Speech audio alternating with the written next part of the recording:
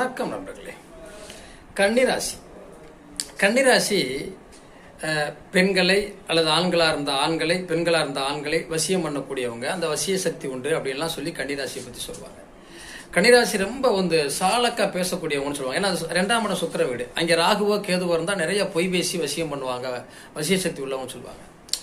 இந்த கன்னிராசிக்கு அப்படி எல்லாரும் இருப்பாங்களான்னா இருக்க முடியாது. ஏன்னா இந்த ரெண்டாம் இடத்துல இருக்கக்கூடிய சுக்கிரனோடு ராகு சேர்ந்தா ஒரு பிரம்மாண்டமான பேச்சா இருக்கும். அவங்க பேச்சாற்றல் ஒரு பெரிய பிரம்மாண்டத்தை செய்யும்.